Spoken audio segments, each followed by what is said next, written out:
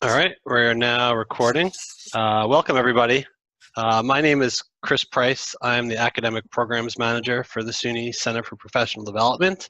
As part of my role with the SUNY Center for Professional Development, I help facilitate this community of practice of faculty developers throughout the system. And you should see my screen right now, and on my screen you see kind of where this group lives in Workplace. So many of you, I know, found out about this webinar from Workplace because I can scroll down and see where I posted it and see that a number of you, saw it, 55. So if you're not in Workplace and you want to get in Workplace, I'm going to pop the link to Workplace in the chat right there. And you can log in to Workplace with your credentials that you use to get into email and all the kind of other things on your campus. So it's a pretty easy to use tool.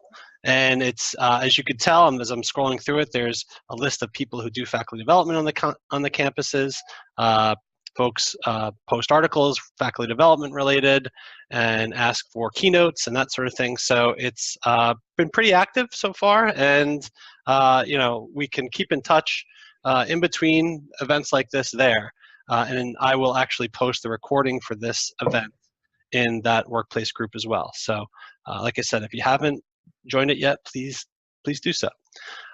The other thing is I'd like to just point out is that we will be having a conference in 2 weeks in New Paltz, a faculty development conference, and I've put the link to I'll put the link to the registration in the chat as well, but you could see the website there. I'm really excited about this. We haven't done something like this in faculty development in quite a while. We've had sort of smaller meetings, but not a big conference. And so we have over 100 people registered.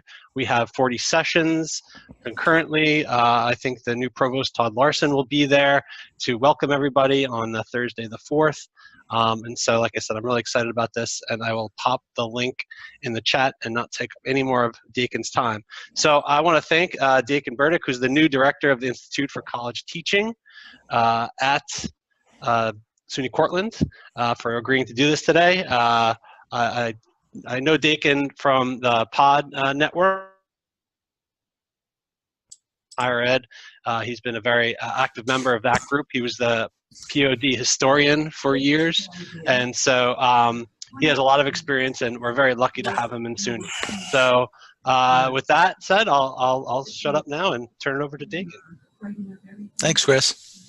Okay, so I'm going to go ahead and mute everybody, just because we're starting to get a larger crowd. Right. All right. So, as Chris said, I was in POD for a number of years and still am. I was served on their board of directors, or what they call the core committee. I had the honor of being the president of the New England Faculty Development Consortium the last 4 years. And I've worked in faculty development since about 2000. So I've done this a lot, and I've actually done this workshop quite a few times. However, this is the first time I've done it in Zoom, and definitely the first time using breakout rooms, so hopefully things will work. We will see. There's a lot of us here today, and I would like you to be able to introduce yourselves. I don't know how many of you know each other already. Maybe there's a lot of you.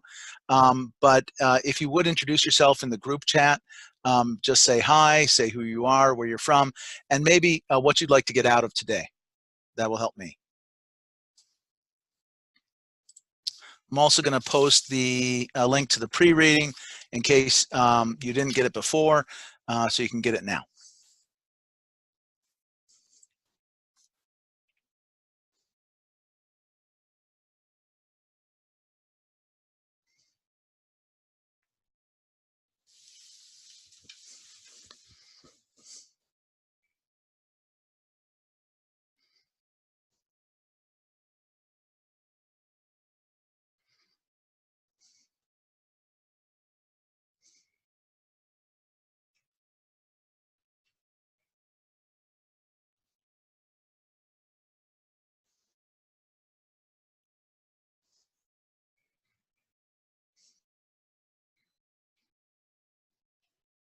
Great. Yeah, and I'm going to urge everyone to please contribute. Anytime you're teaching in an online setting, some of the best material will come from your colleagues. And so take advantage of that. We have a lot of people with expertise in the room. So make sure that you contribute your ideas so they learn from you, and then listen to what they have to say as well.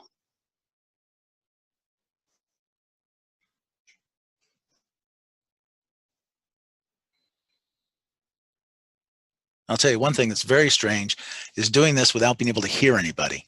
That is very odd for me. I'm just not used to that.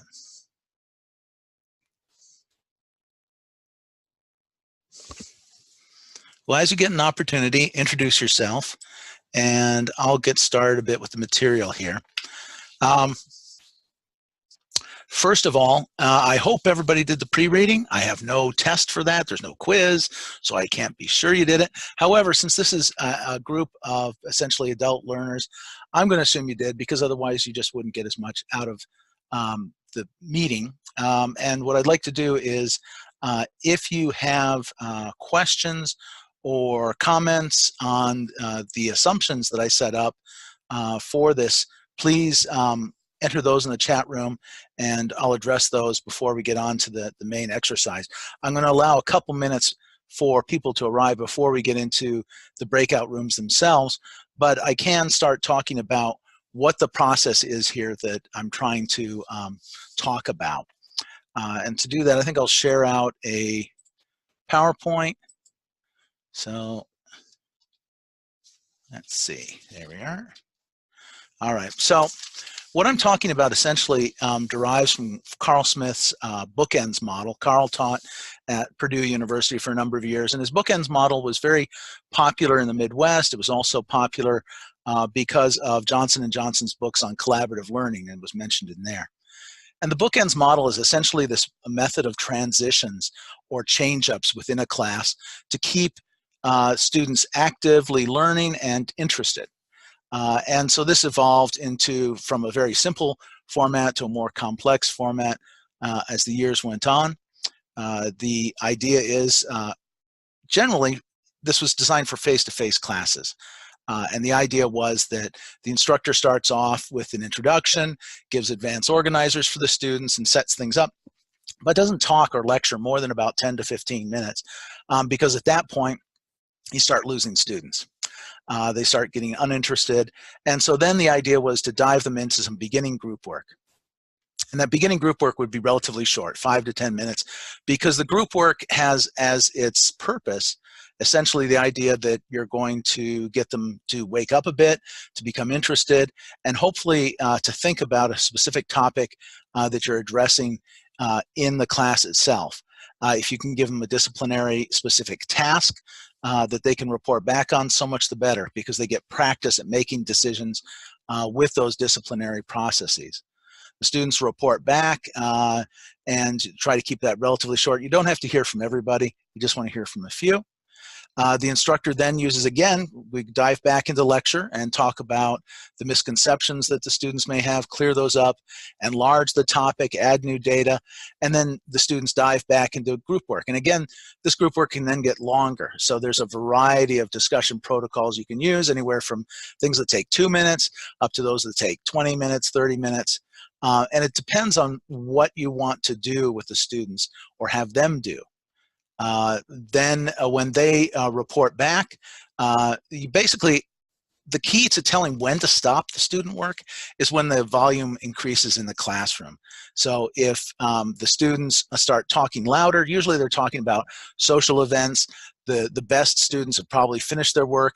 You may have students that are still working at their particular tables, but remember, the key piece of this idea of small group discussion is to keep energy levels high. And if you let the advanced students or the best students sit there and chat about social things for 5 minutes while everybody else is working, you're going to lose a lot of energy that's pretty vital to the conversation. So when you hear that volume go up, you kind of take a poll, find out where people are at, and if it is possible at that time to return back to a large group discussion and do the debrief, that's a good time for it. And then this continues, this process continues. And, you know, I've taught 3-hour classes that were great. They continued all the way through. We always had more to do. The students were always interested at the end of the class, which there's no way I could have accomplished that with a lecture. So it was really good. The other advantage of doing this is that as you put the students into groups, specifically random groups, you're going to find that the students learn a lot more about each other. So the students will learn each other's names and gain trust, and that builds community, which means, again, their responses in class will be more fulsome. Now, we can use the same bookends model if you're doing a fully synchronous class. So the class is exactly the same as a face-to-face class, it's just online. Problem with that is you're not going to have everybody showing up because it's very tough to schedule one of these. So I tend to stick away from fully synchronous classes, even though it's enjoyable to have those conversations. You can kind of do this in synchronous small group work where you've assigned students to go into a group, have a conversation, and do their group work as a team or just as a group and report back. But the schedule then becomes elongated. So you assign the piece, the students do the work. They generally turn things in on one Sunday night. The instructor does the feedback on Monday, and then the students then continue this protocol depending on what the next deadline is. And I should say the Open SUNY Summit that was just up in Rochester a couple weeks ago had a student panel, and they made a really good point that it is tough for online students to keep track of dates. But one thing that did show up was that a lot of students expected work on Sundays and Wednesdays, which seems to be the 2 days that a lot of online faculty assign things. And because of that, that kind of gets to be the routine or the habit they get into. So it's good to make use of that. It'll make sure that they're not missing materials. We can kind of stretch this again and say, okay, let's use the bookends model to model learning activities in asynchronous classes. It doesn't work as well, but again, you see the process that the instructor assigns the material, the students are completing the tasks on Sunday. This is in discussion forums, wikis, that sort of thing. The instructor grades this on Monday, is then able to customize their next lesson based on that student feedback, and then the students do the next protocol on Wednesday. The instructor gives feedback on Friday or Thursday, and then the students have the rest of the weekend to work on the next piece of material. So that's the model that I'm talking about. Now I'm going to see if there's any questions here. Yeah, and feel free to put those questions in the chat, or you could use your mic. Right. Oh, you can use your mic? Yeah. I got everybody muted. Well, they can unmute themselves. No, they can't. Pretty sure they can. Not if I say allow. Okay, I will allow participants to unmute themselves. Oh, you have to put that there. Okay. Yeah, I will do that though, Chris, since you said that we should do that. So if you have questions, please let me know. Hello, this is Jeremy at SUNY Cortland. Can you hear me? Yes, go ahead, Jeremy. So my question is about, I guess, the length of time for that asynchronous loop of activities. Mm-hmm. When I teach online at a community college, it seems to me like just the 2 or 3 days would be, for a group activity to happen, it would be very difficult to get people participating fully during that period of time. I guess during shorter sessions over the summer, I might have an activity that goes that long, but students burn out really fast in those sessions, I've found. Right. So in an accelerated program, you're going to do it on that 2 to 3 day process. I don't think you can do it much faster than that. No, no. When I'm designing classes, I tend to design for a 15-week calendar and have group discussions no more than once a week, which then if you squash that down to an 8-week, you're getting 2 discussions a week, which is that 2 to 3 day period. Okay. Does that answer your question? Yeah, yeah. Do you ever have the group discussions go longer than that? Have them go, sure. Say 3 or 4 days? Do students tend to drop out after a certain amount of time in those? Or yeah, they drop out quite often, so that's easy. If they go on, if the conversation's going strong, I'll let it continue. I'll have a due date for when it's supposed to be done and people are supposed to have their material in, simply because some people might be, because of the protocols we're using, it might demand that other people respond. If it's a complex protocol we're using where there has to be a response, then 2 to 3 days is very tough. You really want to go to once a week, because people will post by Wednesday. That'll be your initial date, your due date, and then your late date will be Sunday, so that people can respond and get those responses in over the rest of the week. Right. Okay. Thank you. Yeah. You're welcome. Okay. I don't see any other questions right now, but feel free to ask them at some point. The next thing we're going to do is we're going to dive into that breakout. And what we're going to do is we're going to take the number of people that are here, and we're going to divide that by 5. So let's see. I'm just sitting here counting here. It's 21. 21. Okay. So if there's 21, we're going to do 4 groups, and one group will have 6 people in it. Okay. So let me just assign people into the chat, into the breakout rooms. Once you get there, what you're going to do is you're going to read the instructions, which I should probably give you.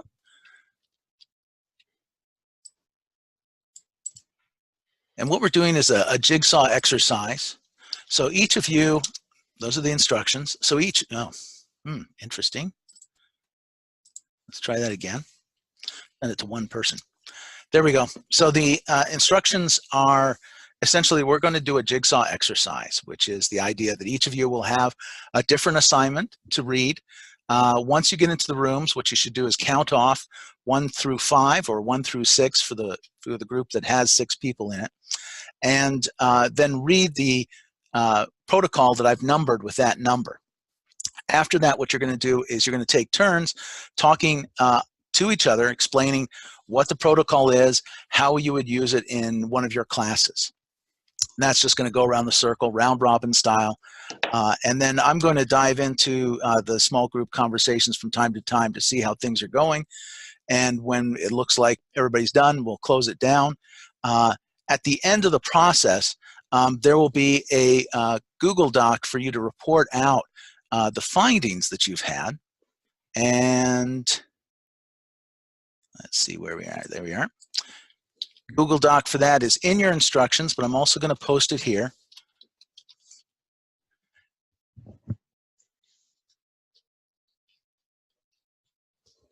And then that Google Doc will be available to everybody so that everybody can see what's going on. All right. So I'm going to go ahead and assign unless there's any questions. So Dakin, Yes. There's 21 people, including yourself. So 5, 5, 5 will work perfectly. That's perfect. Okay. Any other questions? How do we get to our small groups? I'm going to send you to them. So there's if you're managing this, there's a piece that says create breakout rooms, and I can now assign the number of participants into the number of rooms, and I can set that up to be automatic, or I can manually put them in to the specific group. So if I want specific people in a breakout, I could do that. But for now, I'm just going to do this automatically. Any other questions? Do I usually start discussion on Mondays to Saturdays? Yeah, usually. Or I may start some on Wednesdays. I usually do either a Monday start with a Wednesday finish, or a Thursday start with a Sunday finish, because I'm going to probably do 2 a week, because I usually teach 8-week condensed classes. All right. I'm going to send you into your groups because you can talk to each other there and probably have a lot more fun.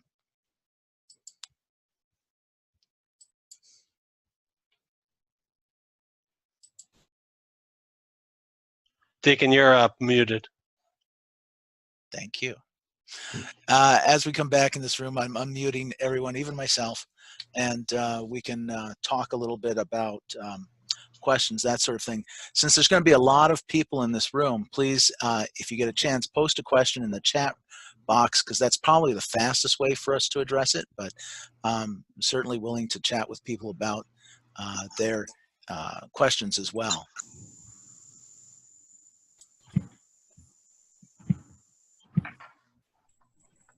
Okay.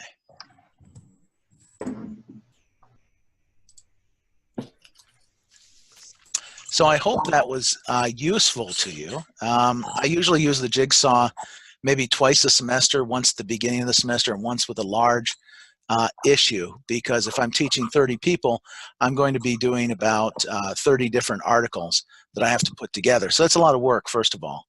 But it's a great way to cover a lot of material. So if I'm doing U.S. History 1 and I'm doing the beginning of the semester, I will do one on Native America and what it was like in the pre-Columbian times, and I'll actually do a double jigsaw with first doing building expert groups on early man in the New World, vegetation in the New World, housing styles in the New World, animals in the New World, that sort of thing. And then I'll pluck a person from each of those groups that's already talked in their own jigsaw into a new jigsaw, so they're synthesizing about 30, 40 different. That works really well. I also do one usually either at the Civil War or Revolutionary War, where I've got a lot of things to cover. I'm going to take a look at the Google Doc, but if anybody's got questions or comments, please offer them out.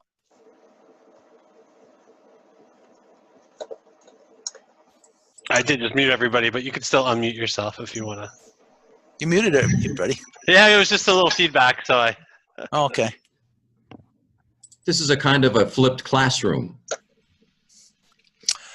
Kind of. Not really, because it's all synchronous. So it's just the same as meeting in person, except we're doing it online.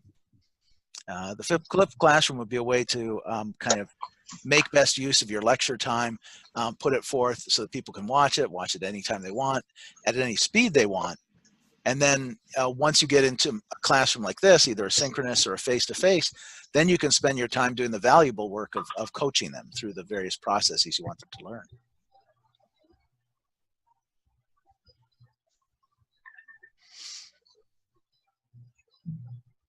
Now, until somebody asks a question, there's a lot of you, so you should ask questions.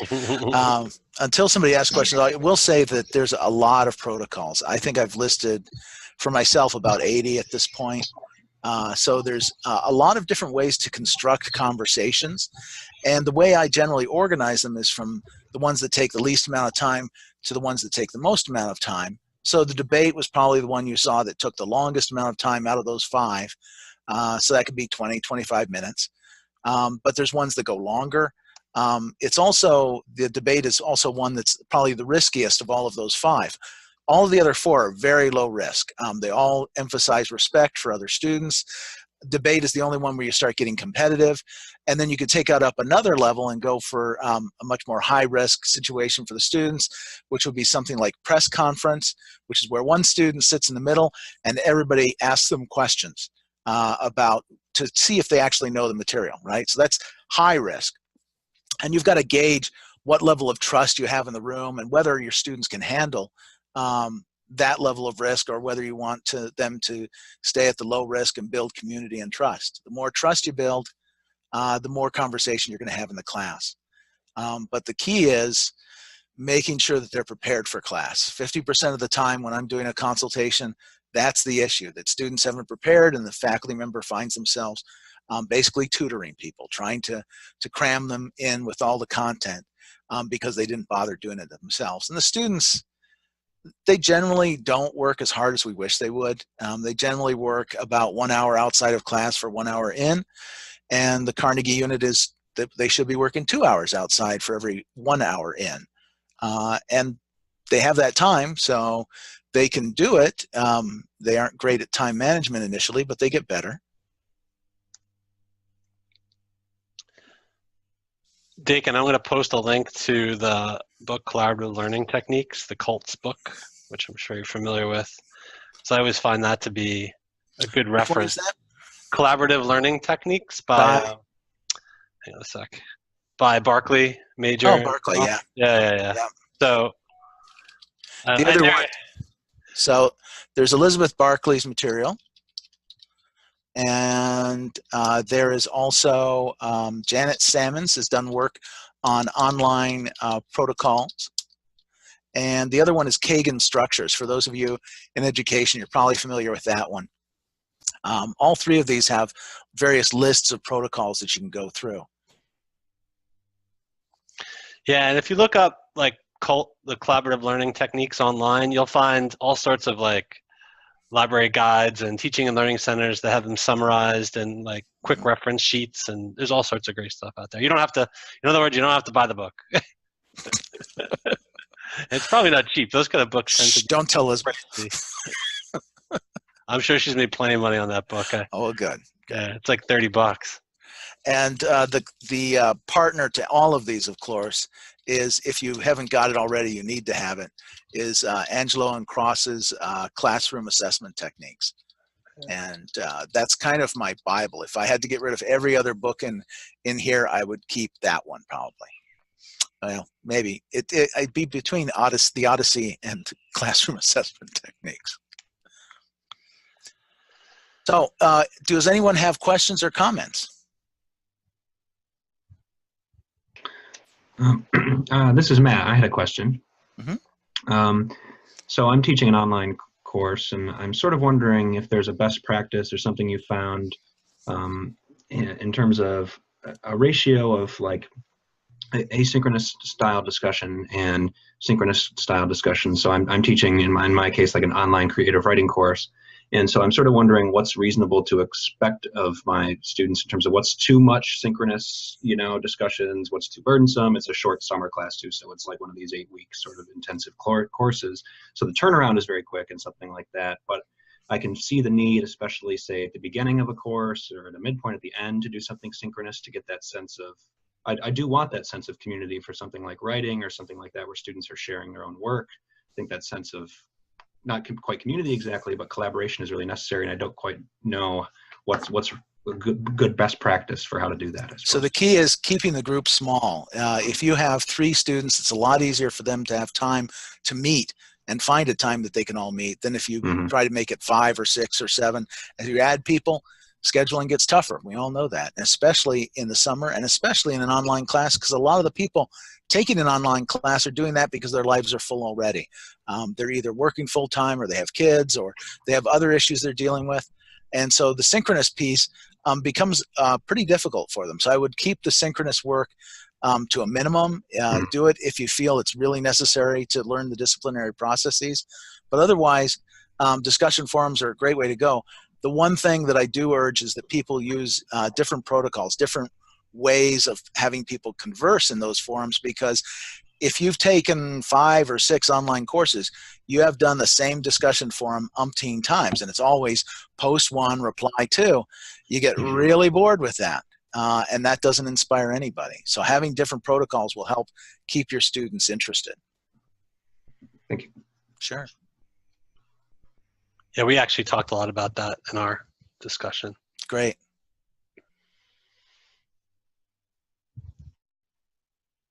Besides, even in a synchronous conversation, nobody's talking. So asynchronous isn't looking bad. There is a tool that I do love. I used to like, I can't remember what it's called now. It was a voice messaging system. But the one I like now is Flipgrid, which is, it's an asynchronous tool, but people can post video and audio. So it builds that sense of community better. And if your learning management system has a way for people to post video and audio, that can also be really helpful. Here, I'll put a link to that in the chat. Great. Other questions or comments?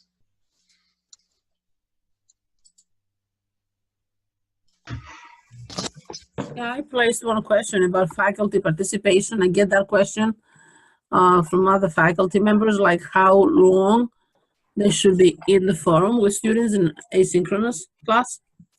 Like if it's a 3-credit class, it will be a 3-hour class. But online, we all know it could take longer, for the faculty to participate and read everything and respond to everybody. So is it best practice for how long? Is it at least 3 hours? For if it was face-to-face, it would be 3 hours. Is it at least 3 hours online?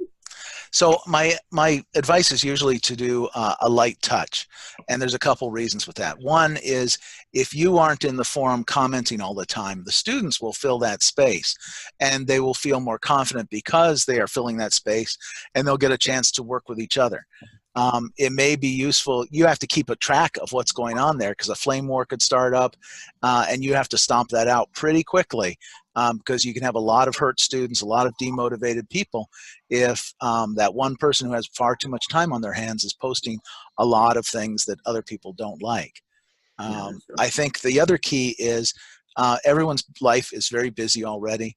And the people doing the work are the people doing the learning. So I try to emphasize having the students do a lot of work, and I make sure that they do that 2 hours outside of class to 1 hour in. And I get a lot of complaints about I'm working harder in this class than I work in any other class, which is fine because if they put that in their end of the semester evaluations, my chair likes to see that. So I'm happy with that. What I also want to see is, they also should say, I learned something. And I do that by having a large project that's due 1 week before the student evaluations are due. So I have time to grade it, get it back to them, and they have a couple days to cool off about the grade because it's never going to be great. And so they have to say I learned a lot. They have something to show for it. And the third piece is they should say they still like me. If they can say those three things, I like him, he works me hard, and I learned a lot, wow, I'm happy. Okay. I don't care what the numbers say. Those are good comments. All right. There's a lot of people who are new to online. They're asking, how long should I be in there? Do I have to read everybody's comments and post? And well, you have to watch them, but I skim a lot of that stuff. I try to make at least once a week. I make a comment on everybody's discussion post because I want them to feel that I'm there and there's a presence. But in general, if I'm going to give a comment, I give a comment back in announcements. So the whole class is getting that comment, or I'll have a general office hours where I'm addressing a particular issue and I can address it in depth there. So as long as you respond to everybody's initial post and pretty much here and there for the rest of them, or a summary of posts, that's what I do usually. In a thread, if there are, 3 or 4 people responding to a question that I post maybe, then I'll put a comment for all of them, not individually. Yeah. Right. That saves time. Good. But you mentioned office hours. I was talking to a gentleman who does some of our online learning at my school, and he was saying that he'll even sometimes sort of just like hang out in an open chat for a certain amount of time in an online course. Do you have any sort of advice about that? Is that useful? Great. Is that how would you go about that? I do the same thing. It shows students you care, and anything you can do to show students you care is valuable. You can be doing other things. You just hang out and chat and you do work on the side. So when the little bloop comes, you go, okay, there's somebody here and I need to chat with them briefly. Mm-hmm. Yeah. Not a lot of them are going to take advantage of it, but the ones that do will value it. Mm-hmm.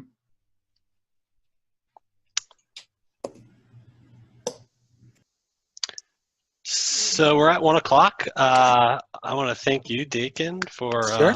Great webinar. I did post in the chat a link to the registration in case anybody wants to attend the next webinar that we have scheduled, and that will be April 23rd on assessing the impact of your faculty development programs. I will be facilitating that discussion, and much like Dakin's today, it's going to be more interactive than a presentation.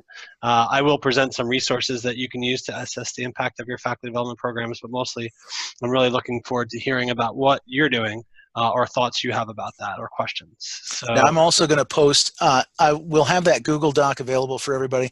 I'll also post a paragraph of lessons I learned today from the breakout rooms, so I can share those. I also just posted a link for the session evaluation. If you'd be so kind as to fill that out, that'd be really helpful to me. It's just for me. If Chris wants it, I can send it to him as well. But I really need to know about what you thought of this, because this is the first time I did anything like this piece. Thank you for coming, though. Yeah, sure. And I'll include the link to the Google Doc as well as the chat in the description box for the video, the recording. So that'll live there. All right. Thank you. All right. I'm going to stop recording.